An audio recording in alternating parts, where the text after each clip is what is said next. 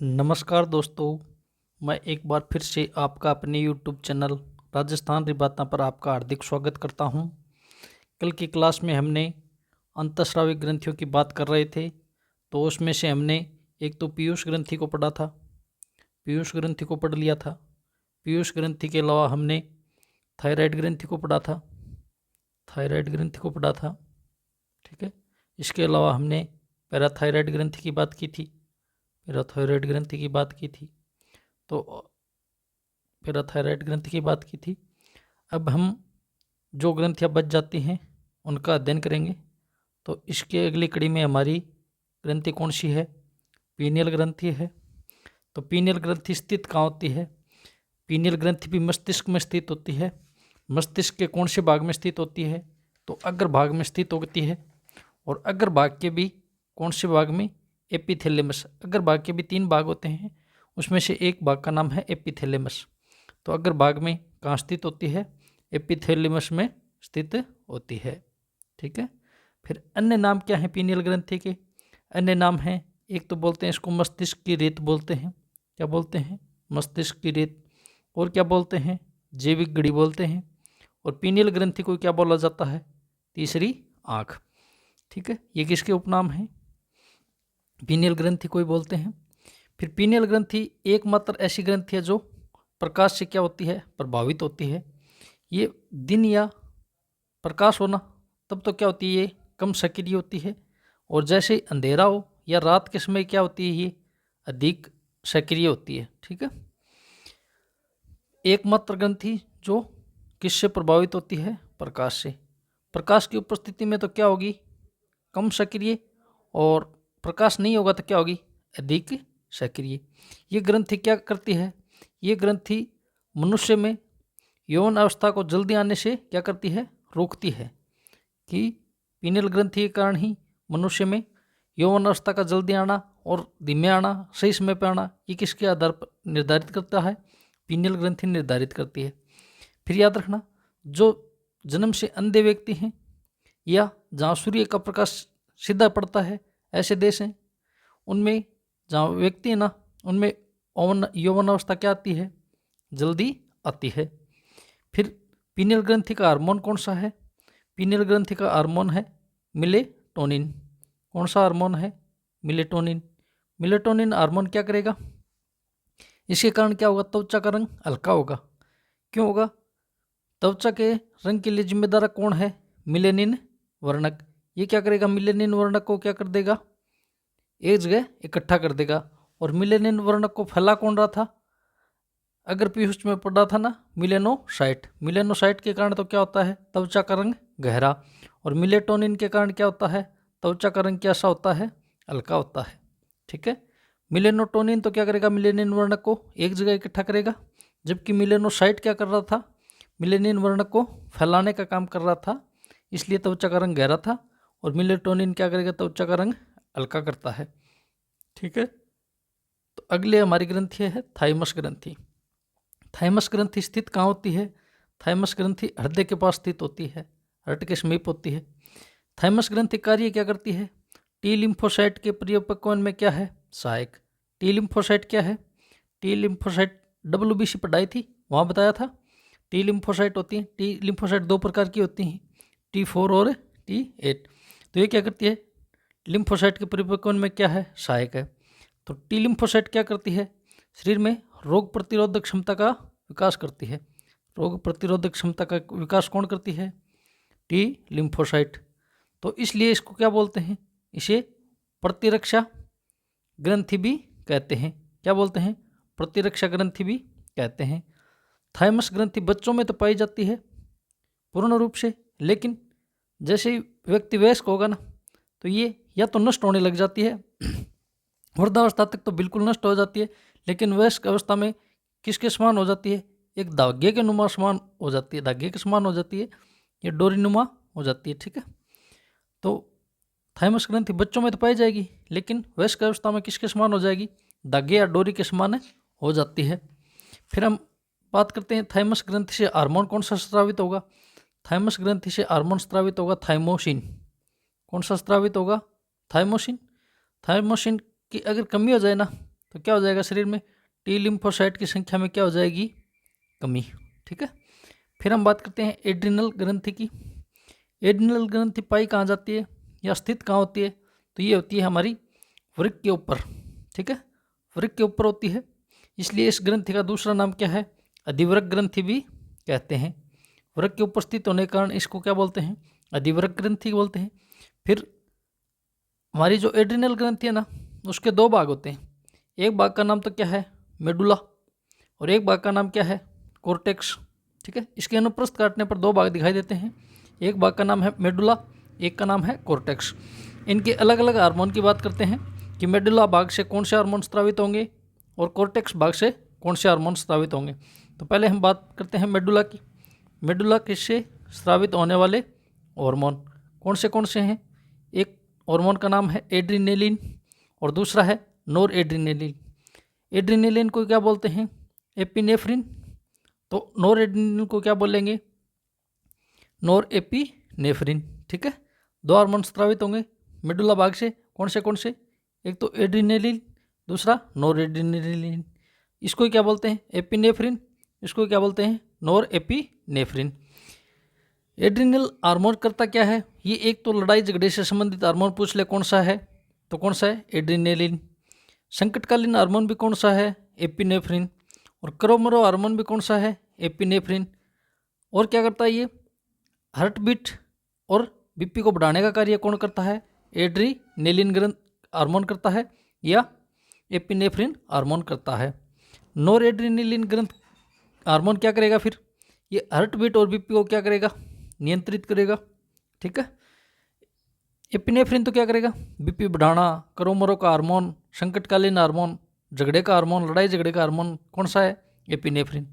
नोर epinephrine क्या करेगा, heart beat और बीपी को हमारे नियंत्रण में वापस लाएगा। फिर बात करते हैं एड्रिनल ग्रंथि के कोर्टेक्स भाग से स्रावित हार्मोन कौन से हैं। इसमें 3 प्रकार के हार्मोन होंगे। एक हार्मोन है मिनरेलोकोर्टिकोइड, एक है ग्लूकोकोर्टिकोइड और एक है गोनेडोकोर्टिकोइड। ठीक है, 3 हार्मोन है, कौन से, गोनेडोकोर्टिकोइड और ग्लूकोकोर्टिकोइड और मिनरेलोकोर्टिकोइड। मिनरेलोकोर्टिकोइड में भी आपको पूछ ले इनमें मुख्य हार्मोन कौन सा है, तो कौन सा है, एल्डोस्टेरोन। मिनरेलोकोर्टिकोइड का मुख्य हार्मोन कौन सा है, एल्डोस्टेरोन। ठीक है, एल्डोस्टेरोन कार्य क्या करता है, ये हमारी वृक्क नलिका होती है ना, उसमें सोडियम और क्लोरीन तो क्या करेगा, अवशोषण करेगा, लेकिन पोटेशियम का क्या करेगा, उत्सर्जन करेगा। ठीक है, सोडियम कैल्शियम का तो क्या करेगा, अवशोषण, और पोटेशियम का क्या करेगा, उत्सर्जन करेगा। फिर बात करते हैं ग्लूकोकोर्टिकोइड की। इसमें मुख्य हार्मोन कौन से हैं, एक हार्मोन तो है कोर्टिसोल, एक क्या है, कोर्टिसोन। ठीक है, 2 हार्मोन है, एक तो है कोर्टिसोल और एक क्या है, कोर्टिसोन। ये दोनों कार्य क्या करते हैं, ये दोनों कार्य करते हैं शरीर में वसा है, कार्बोहाइड्रेट है, प्रोटीन है, उसका क्या करेंगे, उपापचय का नियंत्रण करेंगे, और क्या करेंगे, शरीर में ग्लूकोज की मात्रा को भी बढ़ाएंगे। याद रखना यहाँ कोर्टिसोल इंपॉर्टेंट है। कोर्टिसोल के बारे में क्या याद रखोगे, कोर्टिसोल है ना, वो एक क्या है, स्व प्रतिरक्षा निषेधात्मक हार्मोन है। क्या है ये, एक स्व प्रतिरक्षा निषेधात्मक हार्मोन कौन सा होता है, कोर्टिसोल। कोर्टिसोल का उपयोग कहाँ किया जाता है, कोई मनुष्य का ऑपरेशन करना हो या कोई अंग का प्रत्यारोपण करना हो, अंग ट्रांसप्लांट करना हो, तो क्या होगा, कोर्टिसोल के इंजेक्शन दिए जाते हैं। ठीक है, ये याद रखना है आपको, कोर्टिसोल कहाँ काम आएगा। गोनेडोकोर्टिकोइड में क्या होगा, इसमें मुख्य हार्मोन यही है, इसमें कुछ मात्रा में क्या होंगे, लिंग हार्मोन स्रावित होंगे। लिंग हार्मोन स्रावित होने वाले को क्या बोलते हैं, गोनेडोकोर्टिकोइड। ठीक है, लिंग हार्मोन पीछे भी आए थे, LH और FSH, उनको संयुक्त रूप से क्या बोला था, गोनेडो ही तो बोला था। तो गोनेडो का मतलब ही क्या होता है, लिंग हार्मोन वाले। ठीक है, फिर एड्रिनल ग्रंथि के जो भी हार्मोन है इनकी कमी हो जाए ना, तो कौन सा रोग होगा, एडिशन रोग होगा। इसके अलावा कौन सा रोग होगा, कौन्स रोग होगा। कमी से तो 2 रोग होंगे, कौन से, एडिशन और कौन्स। और अधिकता से भी 2 रोग होंगे, कौन से, एक रोग का नाम तो है कुशिंग रोग, एक है एड्रिनल विरिलिज्म। ठीक है, फिर एड्रिनल ग्रंथि को क्या बोलते हैं, एड्रिनल ग्रंथि को बोलते हैं जीवन रक्षक ग्रंथि। ठीक है, एड्रिनल ग्रंथि को क्या बोलते हैं? 3F ग्रंथि भी बोलते हैं, और एड्रिनल ग्रंथि को 4S ग्रंथि भी बोलते हैं। 3F का मतलब तो क्या हुआ? फियर, फ्लाइट और फाइट। फियर का मतलब डर, भय, और फाइट का मतलब लड़ाई झगड़ा, और फ्लाइट का मतलब उड़ना नहीं है, या भागने से मतलब है, ठीक है। तो लड़ाई झगड़े से संबंधित हार्मोन भी किस में पाए जाते हैं? एड्रिनल में। और डर और फाइट, फ्लाइट, ये सारे हार्मोन किस में पाए जाते हैं? एड्रिनल में। इसलिए इसको क्या बोलते हैं? 3F ग्रंथि भी बोलते हैं। 4S का मतलब क्या हुआ? एक का मतलब तो S का मतलब हुआ साल्ट, एक का मतलब हुआ स्ट्रेस, और एक का मतलब हुआ शुगर, और एक S का मतलब हुआ सेक्स। ये चारों S के मतलब हो गए। और 3F और 4S ग्रंथि किसको बोलते हैं? एड्रिनल ग्रंथि को। और क्या बोलते हैं? जीवन रक्षक ग्रंथि भी बोलते हैं। इसके अलावा अगर एड्रिनल ग्रंथि के हार्मोनों की कमी हो जाए तो एडिशन रोग, और कौन सा रोग? हार्मोनों की वृद्धि हो जाए तो कौन सा रोग होगा? कुशिंग रोग और एड्रिनल विरिलिज्म रोग होगा, ठीक है। फिर हमारी अंतिम ग्रंथि है जनन ग्रंथि। जनन ग्रंथि अलग अलग पाई जाएगी। नर में तो क्या पाई जाएगी? वर्षण पाई जाएगी, और माध्यम में क्या पाई जाएगी? अंडाशय पाया जाएगा, ठीक है। तो जनन ग्रंथियों में दो ग्रंथि हैं, एक तो है वर्षण और एक क्या है? अंडाशय। वर्षण तो कहाँ पाया जाएगा? नर में। और अंडाशय कहाँ पाया जाएगा? मादा में, ठीक है। तो वर्षण से हार्मोन कौन सा स्रावित होता है? वर्षण से हार्मोन स्रावित होता है टेस्टोस्टेरोन। इसको क्या बोलते हैं? एल्डे एंड्रोजन बोलते हैं। एक हार्मोन, एक ही हार्मोन पाया जाता है, एक इसको या तो क्या बोलेंगे? टेस्टोस्टेरोन, या इसको क्या बोलेंगे? एंड्रोजन। टेस्टोस्टेरोन या एंड्रोजन हार्मोन स्रावित कहाँ से होता है? तो कहाँ से स्रावित होता है? अंतराली कोशिका, या इसको क्या बोलते हैं? लीडिंग कोशिका, ठीक है। अंतराली कोशिका या लीडिंग कोशिका से कौन स्रावित होगा? टेस्टोस्टेरोन, ठीक है। और यह हार्मोन क्या करता है? नर में द्वितीयक लैंगिक लक्षणों का विकास करता है। नर में द्वितीयक लैंगिक लक्षणों का विकास कौन करता है? टेस्टोस्टेरोन। क्या करेगा? द्वितीयक लैंगिक लक्षणों का विकास करेगा। द्वितीयक लैंगिक लक्षणों का विकास करता है, जैसे दाढ़ी मूंछ का आना, आवाज़ का भारी होना। ये सारे लक्षण किसके कारण होते हैं? टेस्टोस्टेरोन के कारण। फिर मादा में कौन सी ग्रंथि पाई जाती है? अंडाशय। अंडाशय ग्रंथि की कौन से हार्मोन स्रावित करती है? एक हार्मोन तो है हमारे एस्ट्रोजन। एक हार्मोन का नाम क्या है? एस्ट्रोजन। एक हार्मोन है प्रोजेस्टेरोन। मादा में दो हार्मोन पाए जाएंगे, कौन से? एस्ट्रोजन और प्रोजेस्टेरोन। नर में एक पाया जाएगा, टेस्टोस्टेरोन। एस्ट्रोजन हार्मोन क्या करता है? ये कहाँ से स्रावित होता है? ग्राफिन पुट्टिका से स्रावित होता है। कहाँ से स्रावित होता है? ग्राफिन पुट्टिका से, ठीक है। मादा में द्वितीयक लैंगिक लक्षणों का विकास कौन करता है? तो एस्ट्रोजन करता है। द्वितीयक लैंगिक लक्षणों का विकास में से मतलब आवाज़ का पतला होना, वक्ष का भारी होना, ठीक है। ये दाढ़ी मूंछ का नहीं आना, ये किसके कारण लक्षण है? मादा के द्वितीयक लैंगिक लक्षण हैं, जो किसके कारण होते हैं? एस्ट्रोजन हार्मोन के कारण होते हैं। फिर ये क्या करता है? अगर एस्ट्रोजन की कमी हो जाए ना, तो मासिक चक्र अनियमित हो जाता है। 28 दिन की जगह 2-5 दिन फालतू हो जाएगा, कम हो जाएगा, ठीक है। इसको क्या बोलते हैं? बीटी हार्मोन भी बोलते हैं, ठीक है। बीटी हार्मोन किसको बोलते हैं? एस्ट्रोजन को बोलते हैं। दूसरा हार्मोन है प्रोजेस्टेरोन। प्रोजेस्टेरोन कहाँ से स्रावित होगा? कार्पस ल्यूटियम से स्रावित होगा। कहाँ से स्रावित होगा? कार्पस ल्यूटियम से स्रावित होगा। यह हार्मोन कार्य क्या करता है? एक तो दुग्ध ग्रंथियों के परिपक्वन में सहायक हार्मोन कौन सा है? प्रोजेस्टेरोन। और क्या करता है? ये गर्भधारण में भी सहायक होता है, इसलिए इसको क्या बोलते हैं? प्रेगनेंसी हार्मोन किसको बोलते हैं? प्रोजेस्टेरोन को बोलते हैं, ठीक है। गर्भधारण में सहायक हार्मोन कौन सा है? प्रोजेस्टेरोन। दुग्ध ग्रंथियों के परिपक्वन में भी सहायक कौन सा है? प्रोजेस्टेरोन। प्रोजेस्टेरोन स्रावित कहाँ होगा? कार्पस ल्यूटियम से स्रावित होगा, ठीक है। ये तो क्या है? Pregnancy hormone. इसके अलावा एक होता है प्रेगनेंसी टेस्ट हार्मोन, ठीक है, कि गर्भ में बच्चा है या नहीं। उसके लिए जिम्मेदार कौन सा है बताने के लिए? हार्मोन का नाम है HCG, ठीक है। HCG वुमन कोरियोनिक गोनाडोट्रोपिन और हार्मोन। ये स्रावित कहाँ से होता है? ये प्लेसेंटा से स्रावित होता है। प्लेसेंटा को क्या बोलते हैं? अपरा। इसको क्या बोलते हैं? नाल, ठीक है। ये गर्भाशय में बच्चे के जुड़ी होती है, जो नाल होती है ना, उसको बोलते हैं प्लेसेंटा या अपरा, ठीक है। इससे कौन सा स्रावित होता है? HCG, जिससे क्या पता चलता है कि गर्भ में बच्चा है या नहीं है।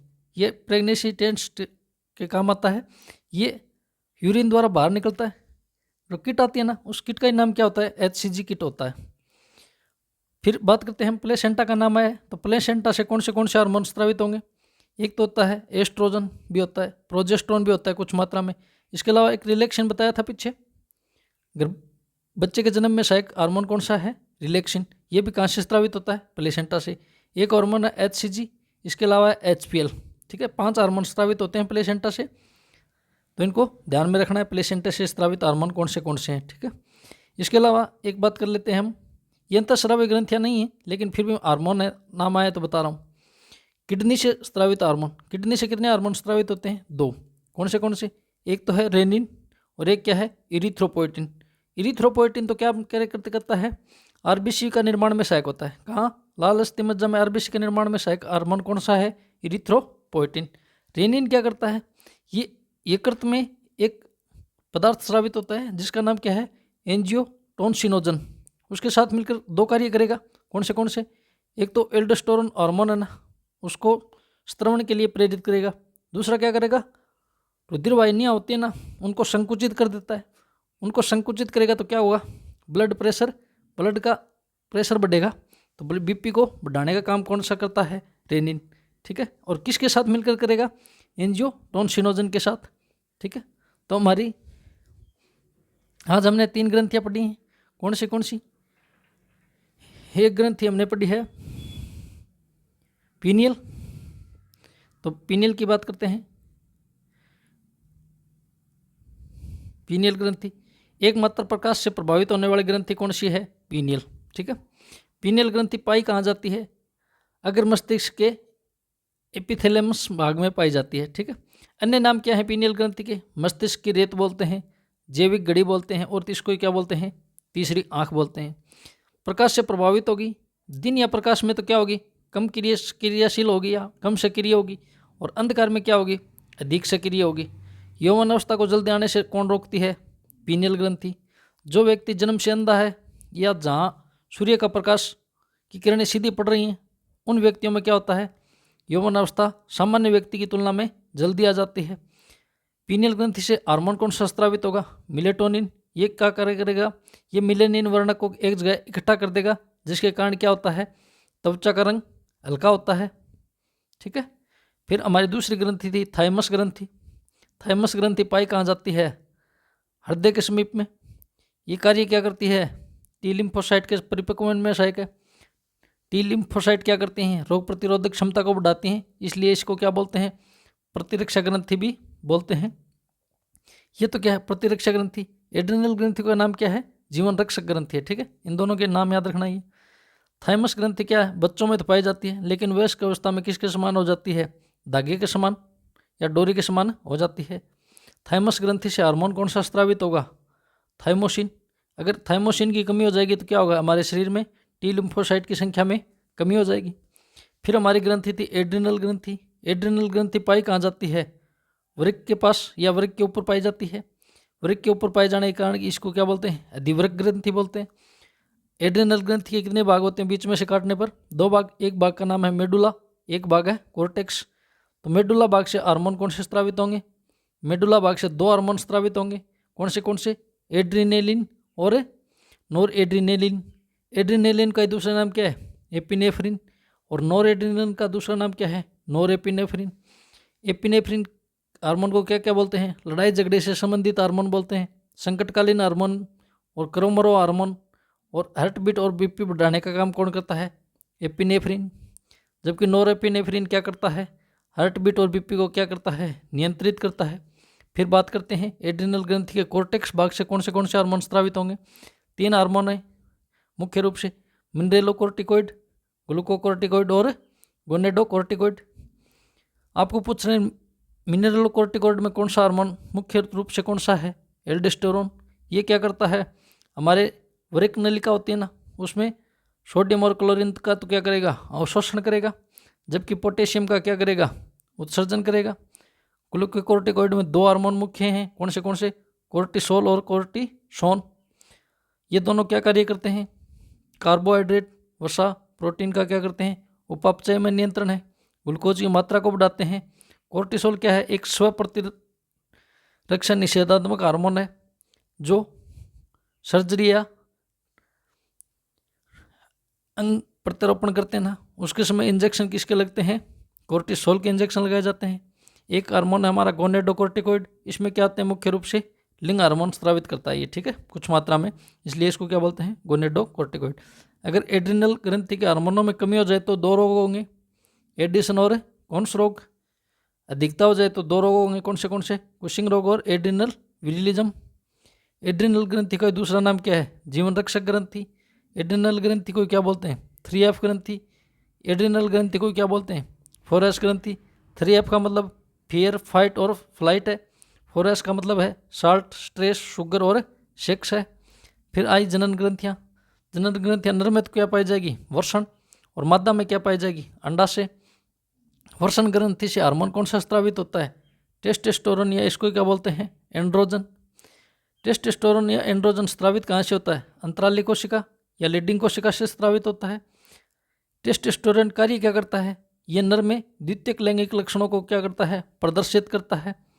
और मादा में अंडाशय से कौन से हार्मोन स्रावित होंगे? एक हार्मोन का नाम है एस्ट्रोजन, एक हार्मोन है प्रोजेस्टेरोन, ठीक है। एस्ट्रोजन तो कहाँ से स्रावित होगा? ग्राफीन पुट्टिका से। प्रोजेस्टेरोन कहाँ से स्रावित होगा? कार्पस ल्यूटियम से। एस्ट्रोजन क्या कार्य करेगा? मादा में द्वितीयक लैंगिक लक्षणों का विकास करेगा। और मासिक चक्र को अगर इसकी कमी हो जाए तो क्या करेगा? मासिक चक्र को अनियमित कर देता है। एस्ट्रोजन को क्या बोलते हैं? ब्यूटी हार्मोन बोलते हैं। प्रोजेस्टेरोन क्या करता है? दुग्ध ग्रंथियों के परिपक्वन में सहायक है। और गर्भ धारण में सहायक हार्मोन कौन सा है? प्रोजेस्टेरोन। गर्भ धारण में सहायक हार्मोन कौन सा है? प्रोजेस्टेरोन। इसको क्या बोलते हैं? प्रेगनेंसी हार्मोन बोलते हैं। फिर हमने बात की थी इनके अलावा ये ग्रंथियों से हार्मोन स्रावित नहीं होते। इनके अलावा हमने बात की थी कि प्रेगनेंसी टेस्ट हार्मोन कौन सा है? तो कौन सा है? HCG हार्मोन है, ठीक है। ये एक किट आती है ना, HCG किट, इसकी कुछ मात्रा यूरिन में जाती है तो उससे हमें पता चल जाता है अगर HCG हार्मोन स्रावित हो रहा है तो गर्भ में बच्चा है। ये HCG हार्मोन स्रावित कहाँ से होता है? प्लेसेंटा से होता है। फिर प्लेसेंटा से स्रावित हार्मोन कौन से? एक तो हमने अभी पढ़ा है HCG, इसके अलावा एक पीछे पढ़ा था रिलैक्सिन, इसके अलावा एस्ट्रोजन और प्रोजेस्टेरोन भी कुछ मात्रा में स्रावित होते हैं। इनके अलावा एक हार्मोन और है HPL, ठीक है। ये 5 हार्मोन कहाँ से स्रावित होंगे? प्लेसेंटा से। इसके अलावा फिर हमने बात की किडनी से कौन से हार्मोन स्रावित होते हैं। तो किडनी से स्रावित होने वाले 2 हार्मोन हैं, एक का नाम तो है रेनिन, एक क्या है? इरिथ्रोपोएटिन। इरिथ्रोपोएटिन तो क्या करता है? लाल अस्थि मज्जा में RBC का निर्माण में सहायक है। रेनिन क्या करता है? यकृत से स्रावित एंजियोटेंसिनोजन के साथ मिलकर क्या करेगा? एक तो एल्डोस्टेरोन हार्मोन को स्रावित होने के लिए प्रेरित करेगा, इसके अलावा क्या करेगा? रक्त वाहिनियों में को संकुचित करेगा और क्या करेगा? हमारी BP को बढ़ाने का कार्य करेगा, ठीक है। तो अंतःस्रावी तंत्र हमारा पूरा हो गया। हमने टॉपिक का नाम लिखा था नियंत्रण एवं समन्वय। नियंत्रण एवं समन्वय हमारा टॉपिक चल रहा है, नियंत्रण एवं समन्वय। नियंत्रण एवं समन्वय में क्या क्या पढ़ना था? समन्वय चल रहा है, इसमें एक तो पढ़ना था अंतःस्रावी तंत्र। अंतःस्रावी तंत्र, अंतःस्रावी तंत्र हमारा पूरा हो गया। इसके अलावा क्या पढ़ना है? तंत्रिका तंत्र। और तंत्रिका तंत्र की बात करेंगे हम अपनी अगली क्लास में। आज के लिए इतना ही, धन्यवाद।